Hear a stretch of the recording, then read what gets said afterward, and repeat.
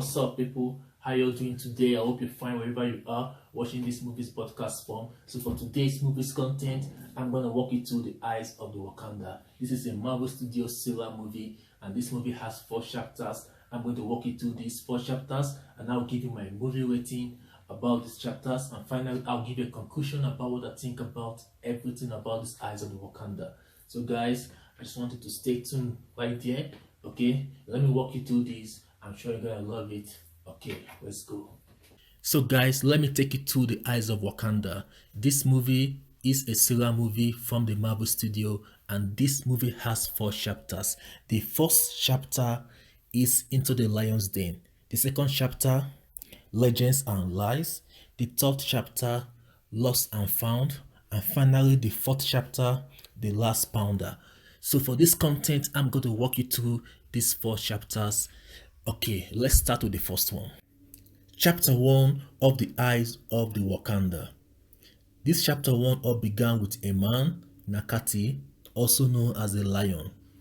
He was a former Wakanda warrior who betrayed his country by stealing a Viburnum relics. He used the power of these relics to establish himself as a god king in a new society.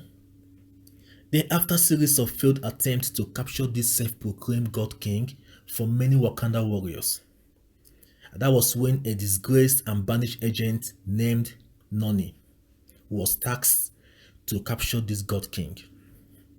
At the course of her mission, the god king had a confrontation with her, then exposing all the secrets, all the evil arts and hidden secrets of Wakanda to Noni. That made her to begin to question a lot of things, including her belief and her mission. But finally, she was able to take down this god king, and she retrieved the relics back to the Wakanda kingdom. Then she was recalled back to full service at the kingdom. That was what happened in this chapter 1. To the movie rating of this chapter, I'm going to rate this chapter 8 over 10. And this chapter, to me, is actually the best chapter in this Eyes of the Wakanda. Yeah, because it looks so real. Everything looks so real. So, and like the storyline of this chapter was so catching and is so nice. So that is just my own opinion, and I'm going to rate this chapter 8 over 10.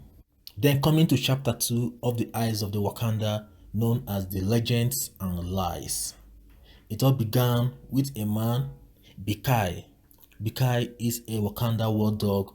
He disguised himself as a Greek warrior to gain the trust of Achilles, and he was accepted into the fold of Achilles, only for Bikai to use this as a leverage in carrying out his hidden agenda, which was to retrieve a Viburnum artifacts back to Wakanda. At the course of this mission, Achilles finally discovered his betrayer, and they had a fight, of which he managed to defeat Achilles, after which he returned back to Wakanda kingdom with these artifacts. Then he lived a life of regret and loneliness. In rating this chapter 2 of the Eyes of the Wakanda, the Legends and Lies, I'm going to rate it 4 over 10. This chapter is actually nice, but the storyline, it goes against what we know already, because we know from the movie Thor how the legendary Achilles died. But in this chapter, they are giving us a different kind of story, that it was a Wakanda warrior that killed Achilles, and that was not what we know. It goes against what has been there already. So for me, I'm going to give this chapter 4 over 10, because it causes a lot of confusion to what people knows already about the Achilles death. So that is it. Then to chapter 3 of the Eyes of the Wakanda, known as the Lost and Found. This chapter all began with a Wakanda war dog called Baska. Baska infiltrated a distant nation, Kule, to retrieve a stolen vibrant artifact, which is the tongue of a sacred dragon statue. In the course of his mission, he developed feeling for a lady known as Jorine. When he cannot remove the tongue of these artifacts, then he decided to take the entire sacred dragon statue to Wakanda. Unknowing to him, the lady, Jorina, she followed him all the way to Wakanda Kingdom, That was when it was revealed that she was the protector of the land and she was known as Iron Fist. And she explained to them that the sacred dragon statue is an important figure to her community. Finally, she figured out that the Wakanda were only interested in the tongue of the sacred dragon. Then, of which she removed the tongue and gave it to them, and she returned back to her kingdom, to her society with the sacred dragon statue. So that was what happened in this chapter. In waiting up the chapter 3 of the Eyes of the Wakanda, which is the lost and found, I'm going to rate this chapter 5 over 10 because this chapter is not so clear to me. Why will the Iron Fix, the protector of this sacred dragon, why will she travel all the way from her kingdom to Wakanda to only split this figure dragon into two? How will she take the tongue and give it to Wakandas and she goes back to her kingdom with a tongueless sacred dragon statue? That doesn't make any sense to me.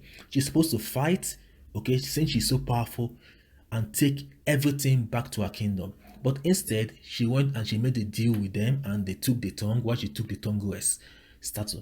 I don't understand. That doesn't make any sense to me. It's not so clear to me. But anyway, that's my decision.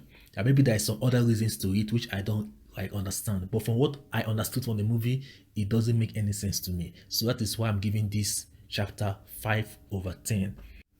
And finally, to chapter 4 of the Eyes of the Wakanda. This is known as the Last Pounder.